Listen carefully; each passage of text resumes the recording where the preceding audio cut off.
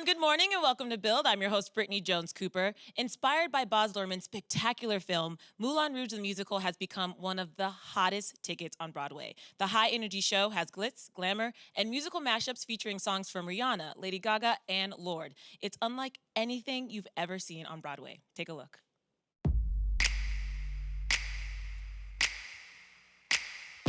No matter your sin, you're welcome here.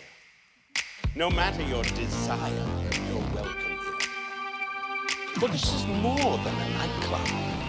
The Moulin Rouge is a state of mind.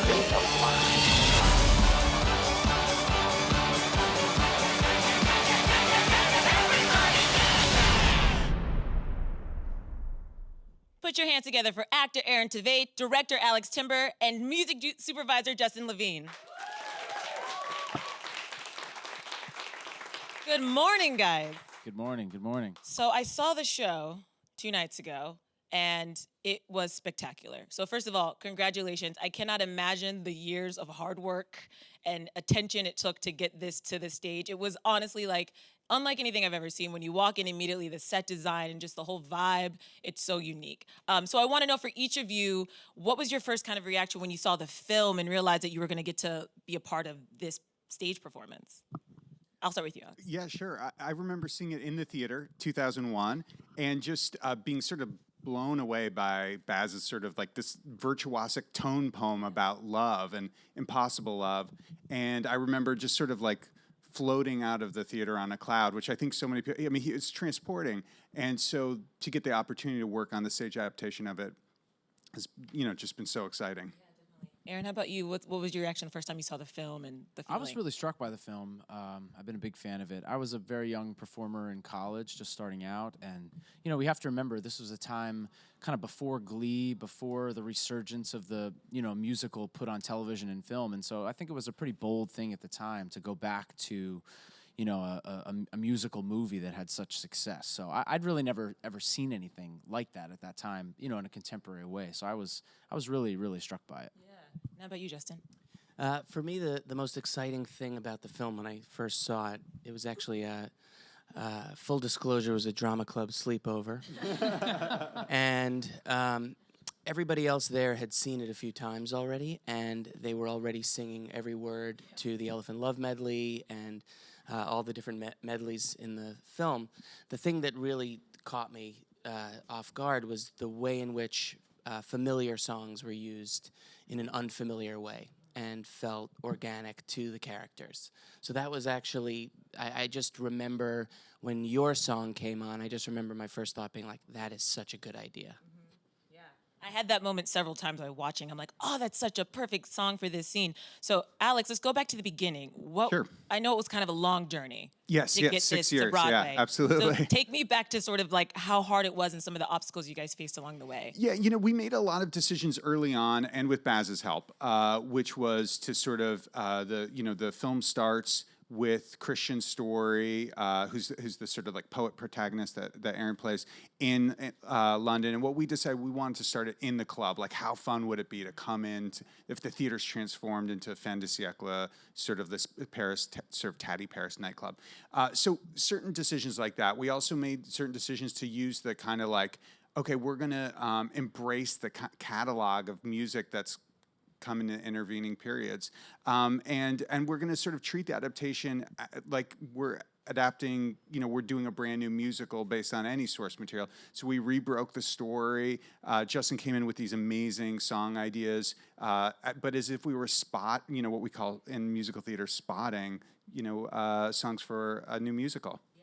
And you were a part of it from pretty early on, right? So you workshopped it. And so what about this role, about this musical, has made you want to stay with it for this journey? It's a really interesting piece overall. And I think, the success of it is we kind of have found this high wire act where we're navigating high drama and realism. And particularly for me, kind of the second act, kind of where I get to kind of go to and push myself, I think is a bit rare in musical theater. It's Baz said something actually kind of, I think on opening night, he said, or leading up to opening night, that, you know, when great opera works, it has this thing where the audience is experiencing what the people on stage are experiencing. And I think that, you know, our show, when it's kind of clicking, really is a, you know, it's able to achieve that in the second act. And for me, I think that's a really rare thing in musical theater. So that's what I was, you know, besides the immense talent of these guys, when I heard they were involved, that's really, when I read the script, that's the thing that I was really, really drawn to. Yeah. And I want to talk about your co-star, Karen. Yes. She plays Satine, and we have a photo of you two on set. What is it like? I mean, you guys are just, the whole entire time, you guys are like full involvement. You really don't get a rest. So what is it like having a scene partner like that, and that chemistry you guys have gotten to build? Karen is unbelievable. I've known Karen for probably 15 years. We did a reading together when I first moved to New York, and I've been such a huge fan of hers, kind of from afar, never worked with her, and then kind of instantly, I think we recognize in each other that we have a very similar way of working. She's a very, very dedicated, very hardworking actor, and she's an actor first, you know. So that's the thing that makes all of this so easy, is that when you're kind of speaking the same language and coming from the same place, there's an instant connection. And just on stage every night, I mean, I've never gotten to sing with somebody who, you know, her voice is so incredible, and so to kind of, you know, it's funny. She and I, we say sometimes during Come What May, we're screaming in each other's faces, and there are moments where we can't tell whose voice is whose, because our voices kind of lock together in this very strange way. But no, she's a dream. Yeah, that was the reaction I had too. Both of your voices are so powerful, and so when you do hit those notes where you're in perfect harmony, it's like, it makes your jaw drop. I've never experienced it before. She's amazing. Yeah. So let's talk about the music. Justin, I'm gonna hit this over to you. Great. It's ridiculous, the number of mashups and the songs that you guys were put together. There are some songs from the movie, but there's plenty of original. So just take me through the process of selecting, and how did you even know where to start? Sure. Ridiculous is a great word to describe the work of the music on this show. So yeah, we when Alex and John Logan, the book writer, and I started off, we holed up in a hotel room, and as Alex was saying, we outlined the show and spotted in songs. And we began with the idea that we were very interested in including as much of the music from the original as possible. But because also it's a different form, there would need to be more musical numbers inside of the piece itself. And so we were excited about not so much replacing things, but adding and sort of taking, you know, because a big challenge that I think we face, and that Alex, I think, has done a brilliant job of, is translating such a distinct cinematic style onto a stage where form and content are just different bags of tools, right? Because basically you can't do close-ups, you can't have crane shots, you can't have, you know, jump cuts and things like that. And so actually, music was one of the ways we decided to do that, was that you had the opportunity to turn on a dime or to give the audience the feeling like they're getting swept up in the magic of it by being able to, you know, go into another musical idea or stitch together different recognizable songs, but kind of flip the meaning on its head. And so that's sort of how it began. Yeah, I mean, you mentioned flipping on a dime. There's this whole love medley that Christian and Satine sing, and it's like every 4 seconds we're going into a major, very recognizable love song. So I want to know, what was the process for that specifically? So the process for that, at least when I went away and did it, was I made 2 lists. Because in the film, for the most part, Christian is singing love songs to Satine, and she's singing the same songs back to Satine. Or sorry, Satine is singing the same songs back to Christian, but with different lyrics. And so we wanted to try an approach where we actually incorporated anti-love songs, so that she has even more agency and she's giving him a run for his money. And so I made a list of love songs, a list of anti-love songs, and I printed up all the lyrics to all of these songs. There were probably about maybe 40 songs originally. And I started to look at them, and I would highlight, underline, circle anything that felt particularly useful in a conversation, because really the original idea was that it had to read like a conversation and an argument. It wasn't just about, well, this is a catchy number or these 2 songs go together. So we started from lyrics. Then I started cutting them up and laying them out on the floor. And right next to my piano, and I would look, and then I would go to the music and solve the musical puzzle. So I'd have to look at these lyrics, make sure that this was a coherent argument where they keep upping the ante, and then figure it out musically. So I'd sit at the piano, I would look at it, I would sing the lines, I would find ways to stitch them together, and that's how it started. Well, it's flawless. What is it like for you to perform that, and how long did it take to learn? Because it is a conversation. It actually, I was like, maybe it would be easy to learn because it does flow so easily, but also it shifts so frequently. Yeah. Isn't there also something, did you say too, like when we get to such great heights, isn't there something crazy where that's the first time the key modulates up? Oh, right. Yeah. Thank you. So there's No, he Yeah. explained this to me, and I thought it was like such a genius thing, but you can expand upon it. that. For the most part, the key changes are going down when Satine is pushing back, or they stay the same, but the musical dynamic comes up. Which, like, in the back of your head, if you're listening, you don't even realize it's like a psychological thing that she's singing these anti-love songs. Right, and then such And great the first time we heights. sing together, it modulates up positively. It's like that as like a musical nerd. When he said that to me, I was like, that's actually so genius that people are kind of subconsciously realizing what's happening, and then the first time it goes up is when we're together. I've always just thought that was like such a great thing. Thank you. Yeah. But learning it was so hard because I was familiar again with, this was one that I was familiar with the Love Medley from the movie. And so kind of, there's some similarities, but then it goes a whole different way. So then detaching what you already know. But no, right from the beginning, it was something that was so fun to play together. And I think the first time in the lab that we kind of sang it together, it was really exciting. And I remember, I think Sonia, our choreographer, because they'd been working on their stuff in a different room, and she couldn't wait to hear us do it instead of listening. So that was something that it felt like the first time we got to that was a real big hurdle in the process of putting the show together, as the Act 1 finale, and it always had like a sentimental kind of idea around it that was something that we got that, now we can move forward. Yeah. You have to get permission from all of these artists? Yes, very much. Because I was like, that alone would take years. Yes, and it did. No, so we had a team of people helping us secure the rights to songs, but also we were writing letters to artists and communicating, and also even if we got permission, a lot of times it was conditional in terms of, what were the songs around it, what style, how are you doing it, and so a lot of times, already in my process, I demo things out. So I go into the studio with our music producer, Matt Stein, and he and I would make these demos. And so we would share these demos with the artists from time to time. The demos are amazing. They're Justin singing everything, including the female parts. It's the and they're concept incredible. album version. But so we would do that sometimes. And then, we would get responses that would be like, I don't want this song next to that song, or we would get all kinds of different things. Some artists who I thought You should talk about the Rolling Stones one, because that one was really okay, surprising. sure. So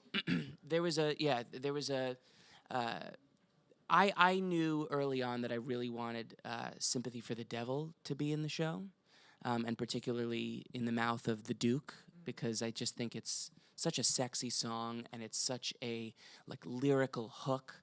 To just say, please allow me to introduce myself. I'm a man of wealth and taste. It just felt like a true handshake for the Duke. And so... And also worth Yeah, noting, please. it was one of the Rolling Stones were one of the two things they couldn't clear for the original movie that they wanted to. Right. So not the specific song, but it was... So this was a sort of a... Baz really wanted to get the Rolling Stones into the Moulin Rouge score. And so...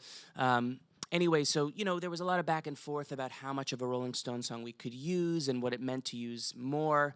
And so we had this big back and forth, and then finally I appealed to them and I said, I wrote a letter saying, what if I made a dedicated moment that was just Rolling Stones music? And maybe it has 4 or 5 songs in it, but that it's, you guys take the stage.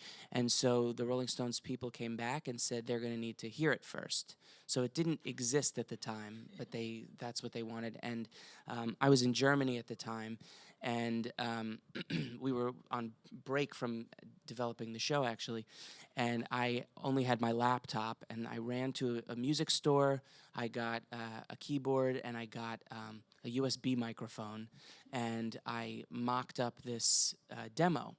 And originally, I think it had maybe 6 songs, and Alex was amazing. He was in rehearsal for Beetlejuice. I think you were developing Beetlejuice at the time, and we were going back and forth, and I would send it to him, and Matt Stein coincidentally also worked on Beetlejuice, so I was sending it back and forth, and then I would get notes, and we would talk. I'd have to go to a Wi-Fi cafe and all this stuff, and I ended up making a full demo of the draft we landed on, and the exact draft that's currently in the show.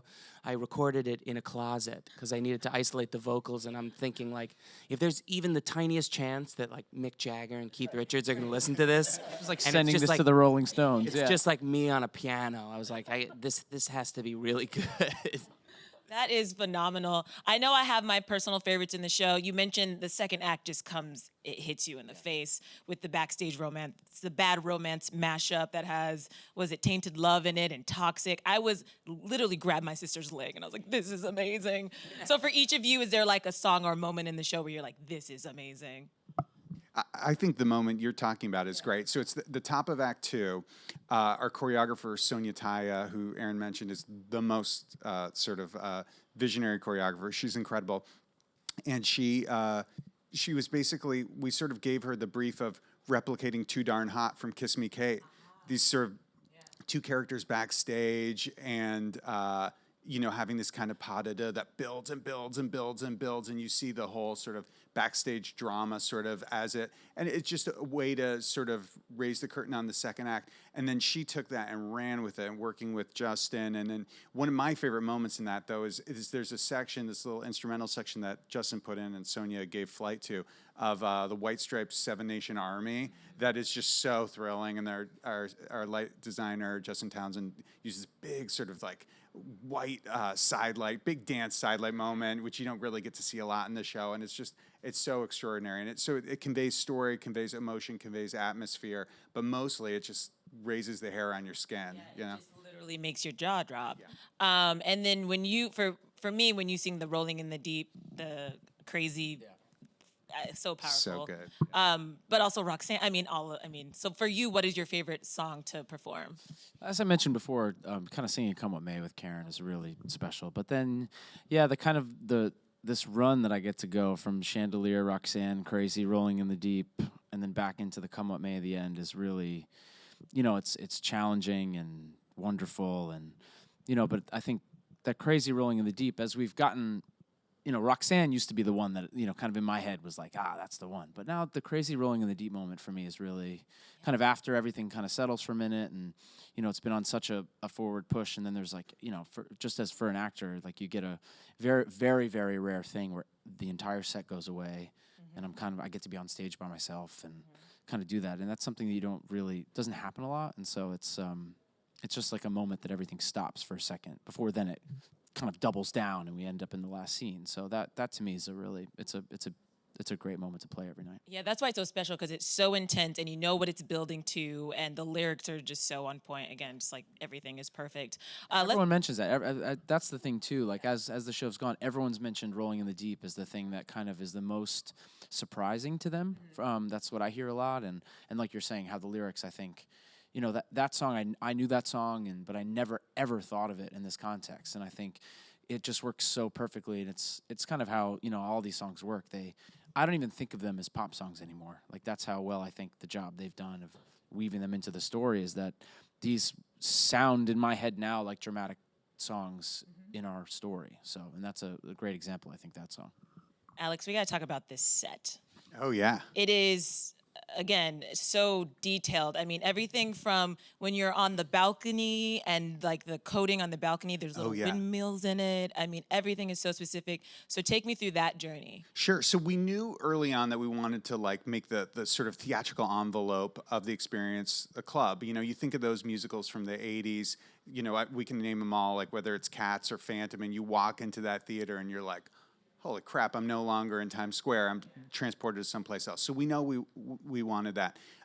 Derek McLean was our set designer, and he's incredible. He's done like the Oscars for 6 years, but then he did the Carole King show. Yeah, it's sort of extraordinary designer, and so he really worked to sort of create this world inside the Al Hirschfeld. And he references the windmills from the film, or the windmill print from wallpaper that he saw and in one shot in the movie, or like these cherubs that are interspersed throughout the theater. We did the show in Boston as our out of town, which was an awesome experience. And there were all these like gold cherubs throughout the theater. And he was like, I like those gold cherubs. So he cast them, and now they exist in New York.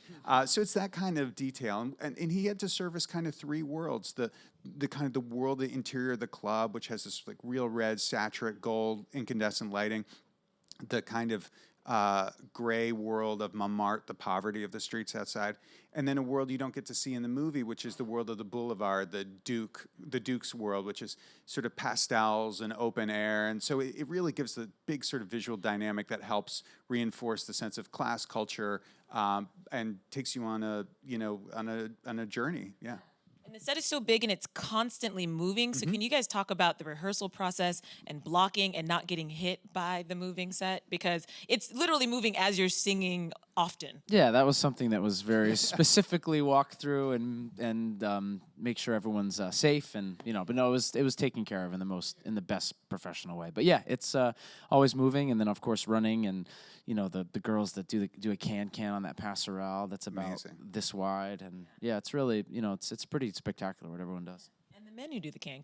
That was also That's right. a favorite part of mine. Yeah, you got men in tutus at the end. Yeah. But that was one of the ideas. We wanted to sort of break the fourth wall, just and put these runways into the audience, and just make it feel that frise-on across the footlights, so that Ziegler can end up in your lap at any moment, or a can woman could be running by your head, and I think that's the feel that ends up feeling very sort of immersive and 360. You get a lot of bodies up close, and these dancers are Incredible. incredible. Also, I just want to say the note of how inclusive the casting was. I really enjoyed seeing all the different faces and bodies. It also, because Moulin Rouge is something that is so inclusive, and Absolutely. I like that was properly represented on the stage as well. We do have some questions from the audience. The first one comes from Twitter. They asked, what's the most memorable experience you had so far doing Moulin Rouge on Broadway? We'll start with you, Aaron. I think a show like this that it takes, as they're saying, it takes so long to develop a new musical specifically, and so to have something, I've never been in a show that's been so kind of accepted by the audience, and it's just been it's been incredible to kind of play the show every night, and to hear the people that have traveled from all over the world to see it because this movie means so much to them and this story means so much to them, and how we've represented it in a way that they love. So just hearing that has been really great. Yeah. One of the things I love most as a director, because you work with the designers or the music team in isolation, you work with the actors in a rehearsal room, is that moment where everyone comes together and suddenly everyone's collaborating in the same room at the same time. And in Boston, we had been working on the design for a long time and the installation of the theater, and there was this moment where we were like, let's light up the whole thing and bring the actors into the space for the first time. And that was extraordinary, watching them, because they had created this whole world themselves, and then this is the world we're going to inhabit physically, and just how agog everyone was. It was just really sort of felt beautiful, this union at that moment. Yeah. I can't imagine for you specifically working in all the different departments, and then the moment when you can So see fun. it together. Yeah. That's amazing. How about you, Justin? I think the most memorable phase of our process was actually the lab, which was done in this tiny theater downtown. And I think it was the first time that I saw backstage romance. And, this was at a time when we didn't have all the elements in place. And so really it was just the brilliance of this company and their sweat and this incredible band. And at that time, it was a smaller band, so they had to dig in even harder. And I just remember feeling like the roof was going to blow off the place. And it was actually really humbling, because I think it made me realize I mean, listen, I'm using other people's music to tell a story, so that's humbling as well. But I think this really hit it home for me that this thing was going to be so much bigger than any of the things that I could worry about or struggle with in solving the puzzle. And I just yeah, it's like when you're part of the creation of something and suddenly it just takes on a life of its own. Like birth. I mean, I don't I've know, heard, but I've heard. I've heard, Yeah. yeah. I'm assuming it's like that. Who has our first question? Right here. Hey guys, when the film came out, I saw it 13 times in theater, and now I want to see the show 13 times. You've nailed that addictive quality, so thank you for that. You're all awesome.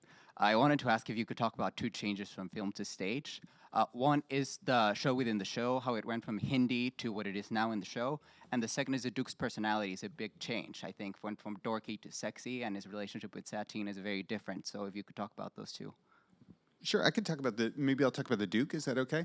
So one of the things we wanted was to make the love triangle, which happens between Satine and Christian and the Duke in the show. We want to make it as credible as possible and make Satine's choice as difficult as possible, and really give Christian as sort of dangerous an antagonist as possible. And so the thought was to take the Duke, who's done so wonderfully in the movie, but just a different idea, to take him a little less foppish and actually make him a little, like more of a credible love interest, and make the kind of the threat that he poses to the Moulin Rouge, but also the kind of physical threat he poses and the danger you learn about through his backstory, just kind of richer and deeper.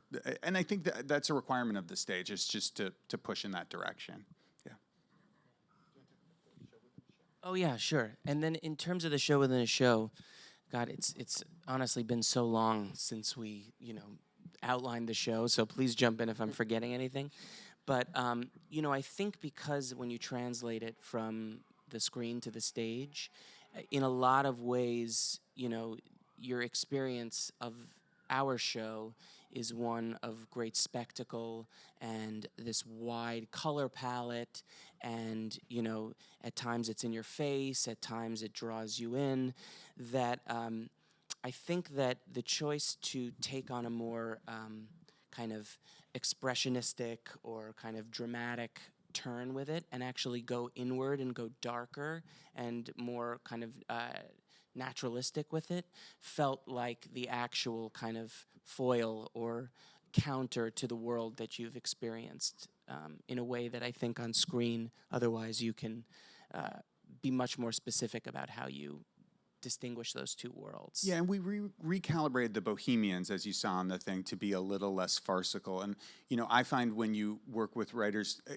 depending on who the writer is, like they always find some character they're like, that's me in the show. And I think our book writer John Logan saw himself as Toulouse-Lautrec, or saw himself writing into that character a lot. And I think he was like, let's capture this moment that as the century's shifting, psychological realism, social realism becomes important. What if it's really the Bohemians are debuting really a new form of art that is akin to Lautrec's drawings? Because, when you think about Lautrec as a like what kind of theater would he generate? It probably wouldn't have a lot to do with Musical theater. Yeah, that's exactly right. Thanks. Next question. Hi. I saw you after opening preview, and I told you that I loved the changes you made from Boston to New York. Why did you make the changes? I'm just curious what made you make it better, how. Well, I think there are many different reasons. I think when you're building a show, the irony is that you actually, from the moment you start working on a piece of art, you go deeper into it, but simultaneously lose perspective, right? And I think that actually you regain that perspective when the audience comes in and you relearn what the show is, what you set out to do. And so we had to regroup and calibrate and pay attention to that. And, I think it was really important to us from the start that we never let the audience wait for us, and that we're, kind of setting the tone and the pace of the piece. So that really drove a lot of those changes. And then in other cases, I think we just learned that we got things wrong, or that we, I would say for the most part, our changes were a matter of once we finally had to let go of it for a moment in Boston, then going, ooh, right, now I see that this is how I know what I was going for, this is how it's working, it can work better. So I think it really depends. Aaron, do you feel that way playing Christian for that period of time? Like, have you felt the need to reinvent him every night, or how do you sort of, keep him alive and interesting for you to? I'm also curious if you want to talk about like the evolution, because you've gone on Oh, a yeah. huge thing from the lab. If we went back further than Boston, Yeah, we started at the lab, and there was this very dark Christian backstory that was in the show, which I particularly liked, but I ultimately works better without it. But no, there was this backstory that he kind of was escaping this undescribed crime or murder that happened in Ohio, and then the Duke found out somehow and kind of plays that against everyone. But no, I think that like Justin was saying, you don't really know what you have until you get in front of an audience. And we were at the Emerson Colonial in Boston, which is just is dripping in history, that theater, and to be there kind of and in an out-of-town Broadway tryout in the most classic sense. I mean, you learn things, and from my standpoint, you learn how to, my character also kind of became the narrator in a way that it wasn't in the beginning, and so, you learn what that is and how to use that, and how to refine and tighten. And I think that that the show is also such a success in Boston that I think a lot of times producers and a lesser group of producers and a lesser group of creative team would kind of sit back and rest on those laurels, and these people didn't. I think that they really looked at how we could make this thing the best it could possibly be, and I think that that's why we landed where we did. Yeah. I'm interested for you as a performer too. Do you sing every song the same every night, or how often do you sort of like pick different moments? Or Yeah, it's a fine line. Doing a show like this 8 times a week for a long run it's interesting. As an actor, you work so hard in development and all this, scene work and all these thought work, and then once you get up and running, it switches, and then it's like the job is doing it 8 times a week and trying to make it fresh and make it new, and so you get into a bit of a rhythm, body, like kind of your body knows what to do, and it's very interesting.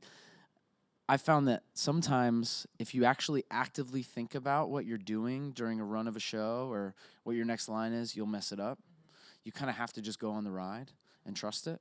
But at the same time, I try my absolute best to remain spontaneous and react to whatever if something happens. And I'm always looking for new things, but at the same time, I have a responsibility to get certain places within the course of the show every night. And so that is, I'm focused primarily on that. Yeah. But then within that, this probably doesn't make any sense. No, it does. But within that, it does. I'm trying to be spontaneous within that. Yeah, as much as possible. You saying the word spontaneous makes sense to me, because even as in the audience, I found myself looking at you, but then I'll be like, oh, what's going on there? What's going on there? Like there's so much movement, so much life on stage that you can respond everyone to. So that's why I is, was interested. Everyone in this amazing company is bringing such life on stage from every single person, and so there's a lot to look at and respond to. But yeah, just that becomes a whole different set of problems, is trying to. Because it's like any job, right? I mean, I used to tell people that, I started this and I couldn't believe I got paid for it, because it was something that I loved to do before. And, but then I said, those 2 shows a week where you're like, wow, how am I possibly going to do that? I've always thought that those are the ones that, okay, I have to work today, so that's also the responsibility that I put on myself too, that I have a job to do this, 8 times a week. And I try my best to make that happen. You do a great job. Thank you. And I think we have one more question. Hi, everybody. My question is, throughout the show and from the lab to Boston to Broadway, there's been obviously some changes that we mentioned. What was the thing you were the most sad to see go, either a piece of the show, a line from the show, or a song? From Boston, I would say Shake It Out by Florence and the Machine was definitely the saddest thing to see go. The sort of journey of getting to that song, because that song wasn't in our original draft of the show either. We had talked about everything from needing a charm song in that moment to needing a sort of act 2 kind of turning point number to, you know, we had many lively conversations and debates about what that moment really was, and that, you know, I think, you know, at one point I remember saying, like, we need a sit down, you're rocking the boat moment. Like, we need the moment where somebody just, it comes to them and they have an idea of how to turn the whole thing around. And I think where we've landed with it is that Chandelier serves that purpose now. And we've essentially, you know, melded the two beats together, because it is such a major turning point. And what we realized in Boston is that we have turning point, turning point, turning point, turning point, turning point, as opposed to turning point, you know? But that, just even musically, I think the four Lady M's and Zidler and Satine, really, it was such a beautiful and honest moment. So personally, that's one that I miss. Alex? Yeah, I'd say the same. This is going back to the lab, and again, it's, I don't know how much I'm supposed to, if I'm allowed to talk about this, but music rights wise, as a child of the 80s and the 90s, the can used to happen over Smells Like Teen Spirit, and I used to lose my mind at that.